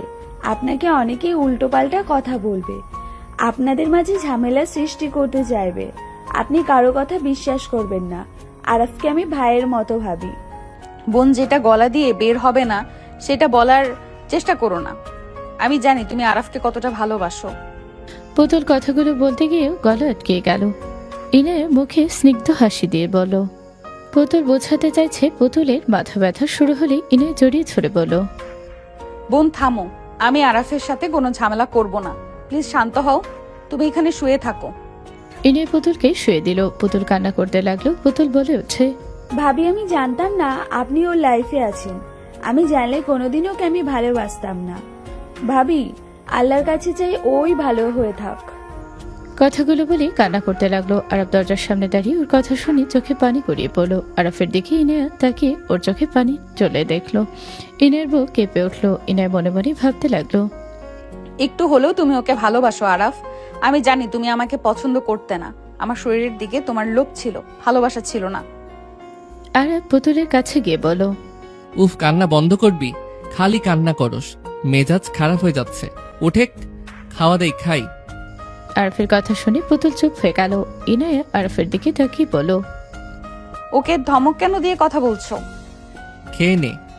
আরব পুতুলকে আছড়া করে বসিয়ে দিয়ে খাইয়ে দিতে লাগলো। পুতুল কিছুক্ষণ পর বলে উঠল, তুই হঠাৎ আমাকে খাওয়া কেন দিচ্ছিস? আমার তোদের ব্যবহার দেখে মনে হচ্ছে আমাকে তুই শেষ খাওয়া দিচ্ছিস। আমি তোকে বিয়ে করতে চাই, করবি আমাকে বিয়ে? আরফের কথা শুনে ইনায়া থমকে গেল। পুতুল অবাক হয়ে তাকিয়ে বলো, কানের নিচে বাজাবো। ভাবিকে রাগানোর জন্য আমাকে ব্যবহার করা, একটা লাথি মারবো। সবাই রুমে ঢুকলো। ইনায়া আরফের আম্মুর দিকে তাকিয়ে বলো, আম্মু আপনার ছেলে পুতুলকে বিয়ে করতে চায়। আরাফ, এসব কি বলস তুই? তুই তো বিবাহিত। ওকে কে বিয়ে করবে? ও মজা করছে। ওর মানুষকে রাগানোর স্বভাব। আপু আমাকে রাগানোর জন্য আগে এমন এমন কাজ করছে, এইসব কথা বলছে। রেগে আমরা তো আগুন হয়ে যেতাম, এখন আবার ভাবিকে রাগানোর চেষ্টা করছে। আমি কাউকে রাগানোর কথা বলছি না। আমি তোকে বিয়ে করব মমো, এইটা আমার লাইফ। আমি এইবার সিদ্ধান্ত নিয়েছি। পুতুলের হাসিটা মলিন হয়ে গেল। পুতুলের আম্মু বলে ওঠে, মাথা খারাপ হয়ে গেছে, তোমার বউ আছে। আপনারা এখন থেকে চলেন। পুতুল, তুই শুয়ে থাক। আরব বের হয়ে গেল। আরব পুতুলের রুমে গেলে সবাই রুমে ঢুকলো। আরফের আম্মু বলো, যে মেয়েটা তোর জন্য প্রহরের পর প্রহর গুনে গেল, তাকে বাদ দিয়ে তুই অন্য একজনকে বিয়ে কোন হিসাবে করতে চাস? হ্যাঁ, আমি কোনো কথা শুনতে চাই না। আমি সিদ্ধান্ত নিয়েছি, আমি পুতুলকে অপূর্ণ রেখে চলে যেতে দিব না। ও যতদিন বেঁচে থাকবে আমি ততদিন ওর পাশে থাকব। আরফের কথা শুনে ইনার আম্মু রেগে বলে ওঠে, এটা কোনো কথা? আমার মেয়ের জন্য তোর মনে কোনো ফিলিংস নেই? আমার মেয়ের ভালোবাসা তোর চোখে পড়ে না? আমার মেয়ে কত বছর ধরে তোর অপেক্ষায় নিজেকে কাটিয়ে দিল, এত বছর পর এসেছে, বলো আরেকটা বিয়ে করবি? আম্মু চুপ করো। আরাফ, আমি তোমাকে অনুমতি দিচ্ছি। ওর মতো ভালোবাসা আমি হয়তো কোনোদিনও দিতে পারবো না। তুমি সঠিক সিদ্ধান্ত নিয়েছো। ফাজলামি করস, এইসব তোর মনের কথা না।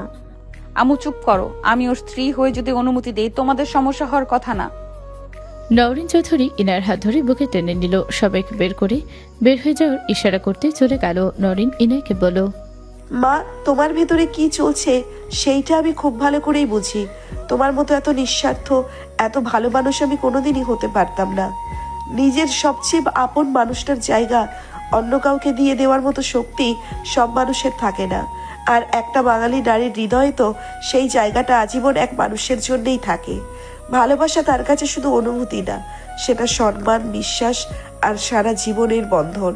তাই চাইলেও সে কাউকে সহজে সেই জায়গায় বসাতে পারে না, কারণ কিছু সম্পর্ক ভাঙে না, শুধু নীরবে বুকের ভেতর বেঁচে থাকে। ইনায় নীরবে চোখের পানি ফেলতে লাগলো। ইনায় বলে ওঠে, আন্টি, আমি আরাফের চোখে পুতুলের জন্য ভালোবাসা দেখেছি। ও নিচে থেকে সিদ্ধান্ত নিয়েছে, সেখানে আমি বাধা দেওয়ার কে? তুমি ওর স্ত্রী, তুমি অনুমতি না দিলে আরাপ কখনোই বিয়ে করতে পারবে না। ওই আমার ভাগ্নি, দেখে যে আমি সাপোর্ট করব তা না। যদি এখানে তুমি ওর স্ত্রী না হইতে আরহাম না থাকতো, তাহলে আমি আমার ভাগ্নির সাথে ওকে বিয়ে দিতাম।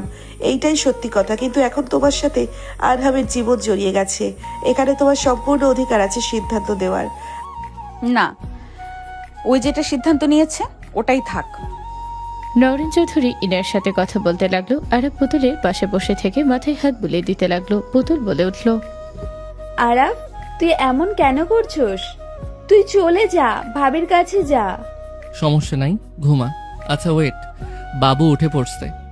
আরব সোজা পাশের রুমে চলে গেল। আরহামকে কোলে তুলে নিলে আরহাম চুপ হয়ে গেল। আরফের গলা জড়িয়ে ধরে থাকলো। আরব কপালে চুমু দিয়ে বলো, আব্বু ঘুম ভেঙে গেছে তোমার? আরহাম আরবকে বলো, মাম্মা কই, আমি টুট্টু খাবো। আরব কিছু বলবে, সাথে সাথে ইনায় আসলো। আরহাম ইনায়ের কোলে চলে গেল। ইনায় খাটে বসে আরহামকে দুধ খাওয়াইয়ে দিতে লাগলো। আরফ ইনায়ের দিকে তাকালো। ইনায় আরফের দিক থেকে চোখ সরিয়ে নিল। আরফের দিকে তাকিয়ে আরহামের চুলগুলো ঠিক করে দিতে লাগলো। আরব চলে গেল। আরব সোজা ছাদে চলে গেল। একদিন পর ইনায় পুতুলকে বউ সাজিয়ে দিচ্ছে। পুতুল বলে উঠল, আমি আপনার ছোট বোন হয়ে থাকবো। আমি আরাফকে অনেক ভালোবাসি। আপনি আমাকে আরাফের সাথে বিয়ে দেবেন? আমি কখনোই ভাবতে পারি নাই। আপনাকে আমি প্রমিস করছি আরাফ আপনার সাথে বেশি থাকবে। আমার কাছে কম আসলে সমস্যা নেই। আমরা দুইজন বোন হয়ে থাকবো। বোন হয়ে থাকো। ইনে মুখে হাসির রেখা টেনে পুতুলকে সাজাতে লাগলো। আরহাম দৌড়ে এসে বলে, মাম্মা, পাপার এই আন্টির বিয়ে। সবাই নিচে বলছে, মাম্মা আমিও বিয়ে করব, পাপার মতো বর সাজবো। আমাকে বউ নিয়ে এসেছে, দেও না। আরহামের কথা শুনে দুজন ফিক করে হেসে দিল। পুতুল আরহামকে নিজের কাছে টেনে নিয়ে আসলো, কপালে চুমু দিয়ে বলল, আমাকে আজ থেকে ছোট আম্মু বলবে, আর তোমার জন্য বউ আমি দেখব।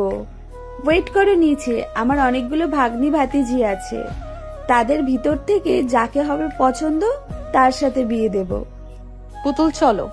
আরহাম পুতুলের সাথে কথা বলতে লাগলো। তিনজন নিচে চলে গেল। পুতুল বলে উঠল, ওই আমার ছেলেকে কার কার পছন্দ বল, আমার ছেলে আজ নাকি বিয়ে করবে। পুতুলের কথা শুনি সবাই হাসতে লাগলো। নরিন পুতুলের আম্মু আরহামকে কাছে ডেকে বলল, আমাকে কি তোমার পছন্দ হয়? নরিনের কথা শুনি সবাই হাসতে লাগলো। আরহাম কিছুক্ষণ ভেবে বলি, সরি আপু, আমি বড় মেয়ে বিয়ে করব না, আমি বিয়ে করব আমার বয়সের। আরহামের কথা শুনি সবাই চোখ বড় বড় করে তাকালো, আবার হাসতেও লাগলো। কয়েকটা মেয়ে আরহামের কাছে এসে মজা নিতে লাগলো। আরহাম বিরক্ত হয়ে বলল, দেখ, বিয়ে করব না, এত মেয়েকে কিভাবে বিয়ে করব? আরহামের কথায় সবাই হাসতে লাগলো। ইনায় পুতুলকে আরহামের পাশে বসিয়ে দিল। আরহাম ইনায়ের দিকে তাকাতে সাহস পেল না, নিচের দিকে তাকিয়ে থাকলো। ইনায়ের আম্মু বলল, এখানে বসেন, শখ করে জামাইকে বিয়ে দিচ্ছিস, শখ করে এখানে বসে দেখ বিয়েটা। ভাবি, চুপ করো তুমি, কোনো কথা আমাকে বলবে না। অবশ্য আম্মু এখানে বসে তো দেখবো আমার জামাইকে আমি বিয়ে করাচ্ছি, আমি দেখবো না তো কে দেখবে? ইনায়ের সামনে বসলো। কাজী সাহেব আসলো। কাজী সব কাগজ লিখতে লাগলো। আরফ ইনায়ের পায়ের দিকে তাকিয়ে আছে। ইনায়ের বুকের ভেতরে যেন তোড়পড় উঠে গেছে। ইনায়ে মুখে হাসি রেখা টেনে রাখলো। ইনায়ের হাত কাঁপতে লাগলো। ইনায়ে নিজের দুই হাত কসলাতে লাগলো। নরিন ইনায়ের দিকে চোখ গেল। নরিন বলল, ইনায়া, আমার একটা কাজ করে দাও তো। কি কাজ? ছাদে গাছগুলোতে পানি দেওয়া লাগছিল। মম, পাগল হয়ে গেছিস নাকি? চুপ করো ইনায়া, যাও। আচ্ছা, যাচ্ছি। কোথাও যাবি না, এখানে থাক। ম্যাম, আপনার তো কাছের লোক আছে, ওদের দিয়ে করান। আমার ছেলের বউ আমার কাজ করে দিবি না নাকি? ইনায়া, তুমি কি যাবে? খবরদার ইনায়া, ওই রুমের দিকে যাবে না। ইনায়ে চলে গেল। সবাই নরিনের উপরে খেপে গেল। আরাফের আম্মু বলল, ধন্যবাদ আফা, এই উশিলায় ওকে সরিয়ে দেওয়ার জন্য। আরফের আম্মু চোখ দিয়ে পানি গড়িয়ে আসলো। আরাফ পুতুলে বিয়ে পড়ানো শুরু করলো। আরাফ কাবিনে সাইন করতে গিয়ে হাত কাঁপতে লাগলো। আরাফকে দেখে ইনায়ের আম্মু বলল, ঢং না করে সাইন কর, এত ঢং করিস না। আমার মেয়েকে ভালোবাসলে এই জায়গায় তুই বসে থাকতি না। আরে বাদ দাও, উঠে যাও, এই বিয়ে করতে হবে না। আরাফ একের পর এক সাইন করে দিল। ইনায়ের নিচে নামতে আরাফের মুখে লাস্ট কবল শুনে থমকে গেল, যেন পাথর হয়ে গেল। ইনায়ের চোখ দিয়ে এক ফোঁটা পানি গড়িয়ে পড়ল। এক নজরে ওদের দিকে তাকিয়ে থাকলো। আতি দৌড়ে এসে ইনায়কে জড়িয়ে ধরলো। ইনায় তাড়াতাড়ি চোখ মুছে নিল। আতি বলে ওঠে, তুমি আমার ভাইয়ের বউ, আমি আর কাউকে মেনে নেব না। তুমি শুধু ওর বউ আর কেউ না। থাক পাগলি, ওই তোর ভাইয়ের বউ। চল নিচে যাই। ইনায় নিচে নামলো। আতিয়া কান্না করতে লাগলো। আতি বলে উঠল, তুই যা করলি একদম ভালো করলি না। আপুকে কষ্ট দিয়ে তুই কোনো দিনও সুখী হবি না। আতিয়া, আমি এখানে এক মুহূর্ত থাকবো না। ওকে আমার ভাই ভাবতে ঘৃণা হচ্ছে। আতিয়া রেগে আরাফের মুখে থুথু দিল। আরাফ রুমাল দিয়ে মুছে নিতে লাগলো। আতিয়া বলে ওঠে, আই জাস্ট হেট ইউ। কাকি চলো, আমরা এখান থেকে চলে যাই। ওদের মুখ দেখে আমার ঘৃণা হচ্ছে। ভালো থাক তোর সতী নিয়ে। ইনায়ের আম্মু ইনাকে ঠেস দিয়ে কথা বলে চলে গেল আতিয়ার সাথে। পুতুল আরাফের হাতে হাত রাখতে আরাফ সরিয়ে দিতে যাবে, সাথে সাথে বলো, আরাফ, কারো কথা শোনা লাগবে না। আমি তোমার বউ, আমি তোমাকে অনুমতি দিয়েছি। সেখানে এসব ভেবে লাভ আছে নাকি? চলো, তোমাদের জন্য সুন্দর করে বাসর ঘর সাজিয়েছি। পুতুলকে ইনায় ধরে নিয়ে যেতে নেবে, সাথে সাথে নরিন বলে ওঠে, খবরদার ইনায়া, ওই রুমের দিকে যাবে না, এখানে বসে থাকো। মম, আপনি চিন্তা করেন না তো, আমি কষ্ট পাবো জন্য এমন হয়েছে। আমি কষ্ট পাবো, আমি তো নিজে থেকেই বিয়ে করাচ্ছি। ইনায়ের কথাগুলো বলে পুতুলকে নিয়ে যেতে লাগলো। নুসরাত তাড়াতাড়ি করে গিয়ে ইনায়ের হাত ধরে বলো, আমি যাচ্ছি। ধ্যাৎ, আপনি বোন হয়ে কিভাবে যাবেন?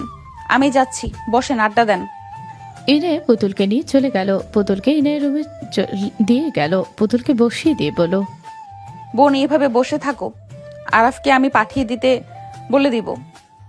আব্বু, পুতুল কথাটা বলে জড়িয়ে ধরলো। ইনায়ের কপালে চুমু দিয়ে চলে গেল। ইনায়ের সোজা ছাদে চলে গেল। ইনায়ের ছাদে এক কোনায় দাঁড়িয়ে আকাশের দিকে তাকিয়ে ভাবতে লাগলো। যে হাত ধরে স্বপ্ন দেখতাম সারা জীবন পাশে, সেই হাত আজ তুলে দিলাম অন্য কারো হাতে। তাকে সুখী দেখতে গিয়ে নিজেই হলাম শূন্য, চোখের জলে লিখে রাখি ভালোবাসার চিরন্তন। ইনায়ের কথাগুলো ভাবতে ভাবতে হাঁটু গেড়ে বসে পড়লো। ইনায় ফুপিয়ে ফুপিয়ে কাঁদতে লাগলো। ইনায় জোরে চিৎকার করতে গিয়ে মুখে চেপে ধরলো শাড়ির আঁচল দিয়ে। ইনায় বুকে মারতে মারতে বলল, এই আল্লাহ, আমার যে কষ্ট হচ্ছে, আমার যে সহ্য হচ্ছে না। আল্লাহ, আপনি আমাকে নিয়ে যান। আমি এই জীবন চাচ্ছি না, আমি ওদের সামনে যেতে পারবো না। আল্লাহ, আপনি আমাকে নিয়ে যান। আমি এই দুনিয়াতে থাকতে চাই না। আল্লাহ গো, আপনি আমাকে নিয়ে যান। ইনায়ের কথাগুলো বলে জোরে চিৎকার দিয়ে উঠলো। ইনায়ের চিৎকারে নিচে সবাই কেঁপে উঠলো। আরব চমকে উঠলো। সবাই দৌড়ে উপরে গেল। পুতুল রুম থেকে বের হলে আরফের আম্মু বলো, পুতু, ইনায়া কোথায়? নিচে যাই নাই, আপু তো চিৎকার শুনতে পেলাম। ও মনে হয় ছাদে গেছে। পুতুল, তুই আরহামকে নিয়ে রুমে যা, আমরা আসছি। সবাই দৌড়ে উপরে চলে গেল। ছাদে গেলে দেখে ইনায় পাগলের মতো বুকে থাপড়াচ্ছে আর চুল টানছে আর বলছে, আল্লাহ, আমাকে নিয়ে যান। আমি এখানে থাকতে চাই না, আমার এই দুনিয়া চাই না। আমি পাপী, আমি তোমার কাজও ঠিকভাবে করি না। আল্লাহ, আমাকে যে পাঠিয়েছো, আমি সেই কাজও ঠিকভাবে করি নাই। আল্লাহ, আমি তোমার থেকে তোমার বান্দাকে বেশি ভালোবেসে ফেলেছি। আল্লাহ, আমাকে তুমি ক্ষমা করে তোমার কাছে নিয়ে যাও। আল্লাহ। ইনায়ের কথাগুলো বলে চিৎকার করে কান্না করতে লাগলো। সবার চোখে পানি চলে আসলো। ইনায় বসে থেকে বলো, আল্লাহ, আমাকে ক্ষমা করে দিও। আমি আর একটা পাপ কাজ করতে যাচ্ছি। আমি তোমার ভালো বান্দা হতে পারি নাই, আমাকে ক্ষমা করে দিও। আমি সব কিছুতেই ব্যর্থ। ইনায়ের কথাগুলো বলে দৌড়ে ছাদ থেকে লাফ দিতে যাবে। সবাই চিৎকার দিল। আরব দৌড়ে গিয়ে ইনায়ের হাত ধরে টান দিয়ে নিজের বুকের সাথে শক্ত করে জড়িত হলো। ইনায় আরবকে মারতে লাগলো আর বলল, আমাকে ছাড়ো, আমার সিদ্ধান্ত আমাকে নিতে দে।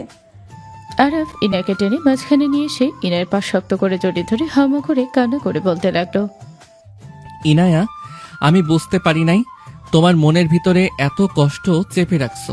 আমি ভেবেছিলাম তুমি হয়তো এখন কষ্ট পাচ্ছ, আস্তে আস্তে ঠিক হয়ে যাবে, তুমিও বুঝতে পারবে। কিন্তু তোমার মনের ভিতরে এত অভিমান আমি বুঝতে পারি নাই। আমার পা ছাড়, আমার জীবন যেভাবে ইচ্ছা ব্যবহার করব। আমার পা ছাড়, না হইলে লাথি মারবো। আল্লাহর দোহাই লাগে, এমন কিছু করো না। আমি পাপী, আমাকে তুমি শাস্তি দাও, তাও এমন কাজ করো না। পুতুল যে অবস্থা, ওই বাঁচবে কিনা আমি জানি না। ও আমাকে অসম্ভব ভালোবাসে। আমি ভেবেছিলাম ওকে কোনো আক্ষেপ নিয়ে যেন মরতে না হয়। ওর সাথে আমি এত বছর থাকছি, ও অনেক ভালো একটা মেয়ে। আমি কখনোই ওকে পাত্তা দিতাম না। আমি জানতাম আমি বিবাহিত। আল্লাহর কসম করে বলছি, আমি তোমাকে ভালোবাসি। আমি খারাপ, আমি জানি, কিন্তু আমি আস্তে আস্তে যখন বড় হতে শুরু করি, তখন থেকে আমি তোমাকে বউ হিসেবে মেনে নেই।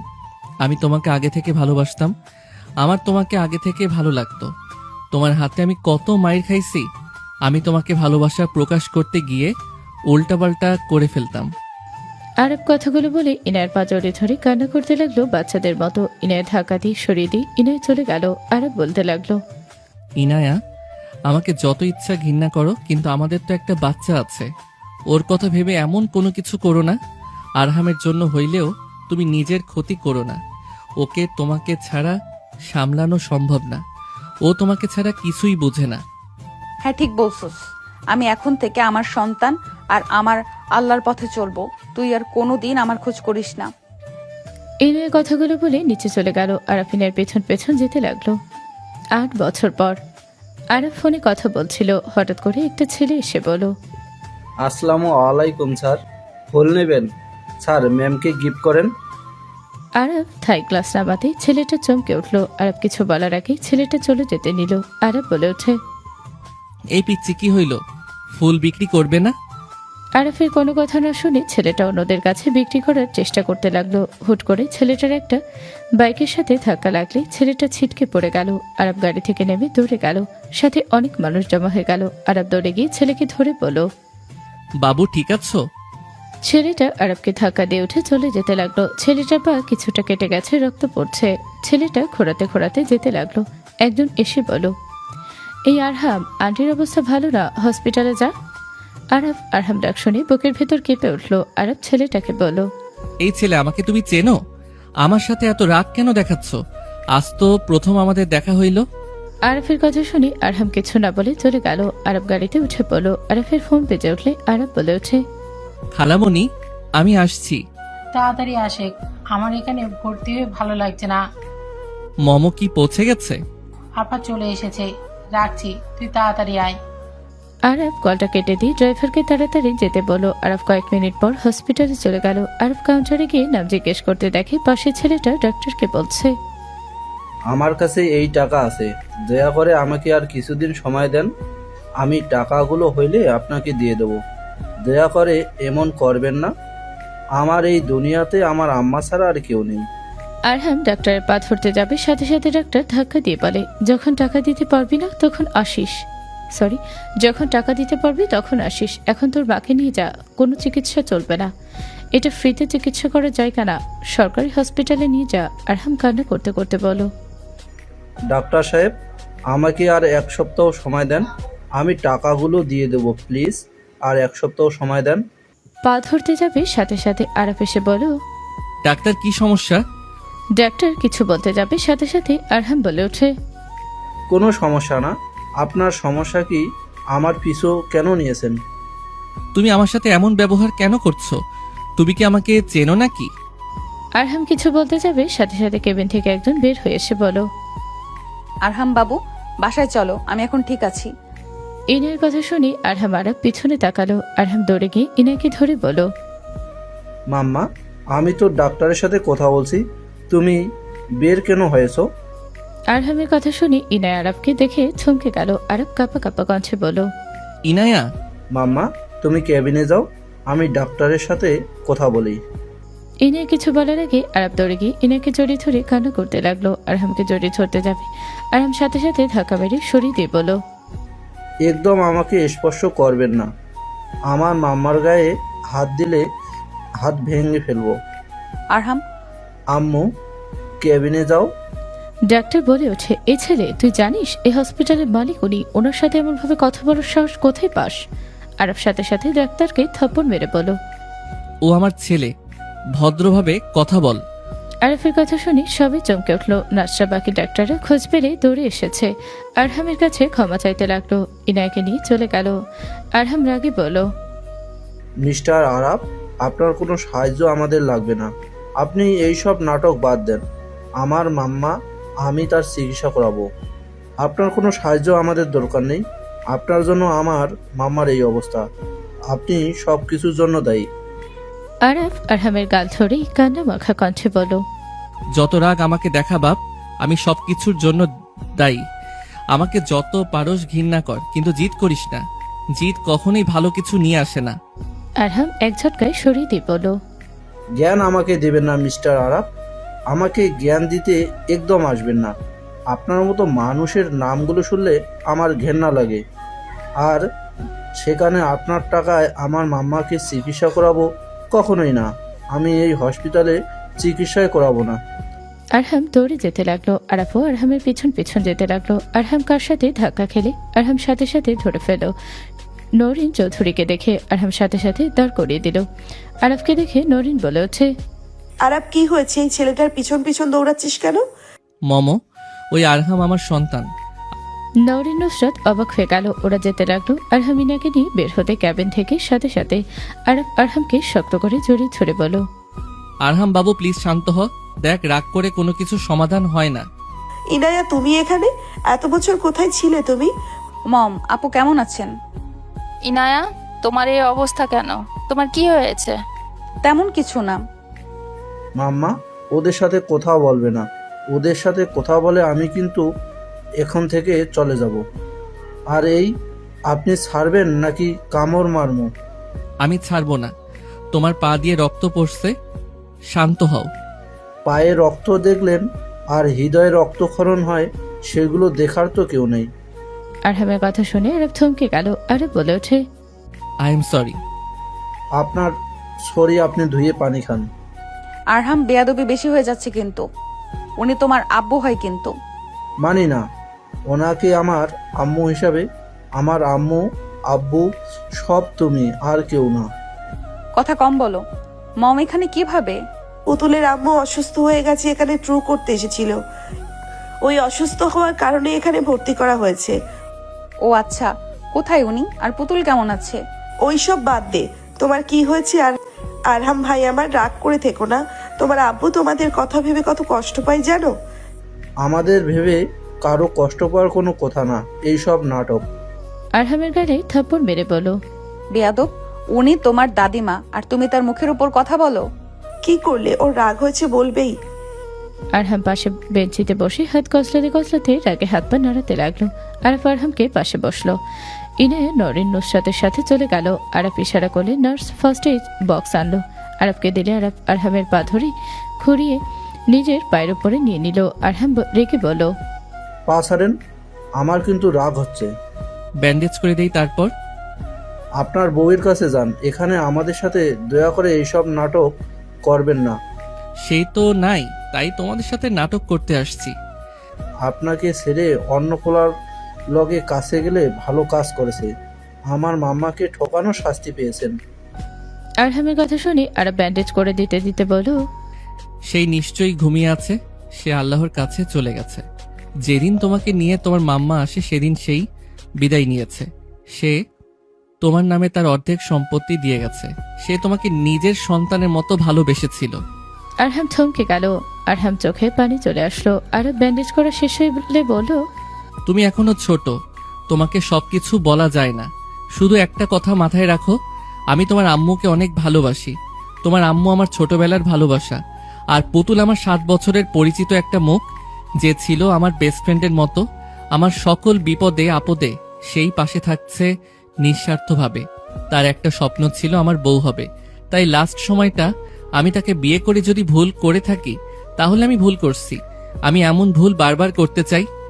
আরহাম আরাফের কথা শুনে বলে উঠছে, মাম্মার 2টি কিডনি নষ্ট, তাকে বাঁচাতে গেলে তাকে একটা কিডনি দিতে হবে।